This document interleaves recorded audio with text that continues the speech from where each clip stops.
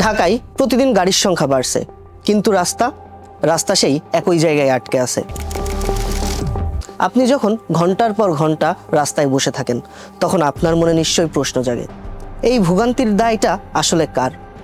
এটা কি আমাদের নিজেদের দোষ, নাকি আমাদের পুরো ট্রাফিক ব্যবস্থার দোষ, নাকি সমস্যাটা আরও গভীরে আমাদের মানসিকতাই?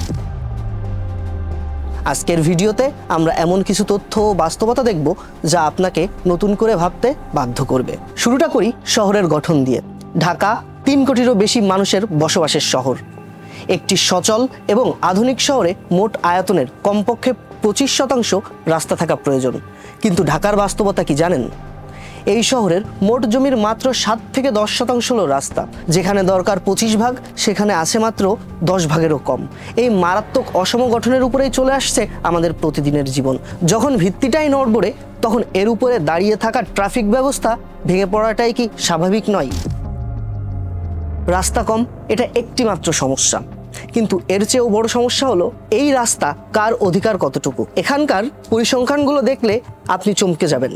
ঢাকায় মাত্র 1% মানুষ ব্যক্তিগত প্রাইভেট কার ব্যবহার করেন, কিন্তু অবাক করা বিষয় হলো এই 1% মানুষই শহরের প্রায় 70% রাস্তা দখল করে রাখেন। অন্যদিকে এই শহরের 85% মানুষ চলাচলের জন্য পাবলিক ট্রান্সপোর্ট বা বাস ব্যবহার করেন, কিন্তু তারা রাস্তায় জায়গা পান কতটুকু জানেন?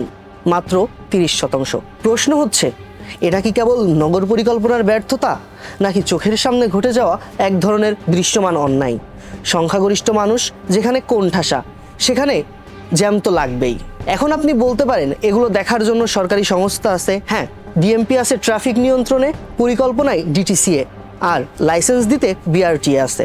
কিন্তু সমস্যা হলো, এদের কারোর সাথে কারো কাজের কোনো সমন্বয় নেই।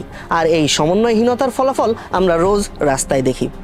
জাল লাইসেন্স, ফিটনেসবিহীন লক্কর ঝক্কর বাস, আর নিয়ম ভাঙার অবাধ সংস্কৃতি। ট্রান্সপারেন্সি ইন্টারন্যাশনাল বলছে, আমাদের আইন শৃঙ্খলা বাহিনী ও বিআরটিএ দেশের সবচেয়ে বেশি ঘুষপ্রবণ খাতগুলোর মধ্যে অন্যতম। রক্ষক যখন নিজেই অনিয়মের অংশ হয়, তখন রাস্তায় শৃঙ্খলা ফেরাবে কে? আমরা সবসময় সিস্টেমকে গালি দিই, কিন্তু আইনাই নিজেদের দিকে তাকালে কি দেখব?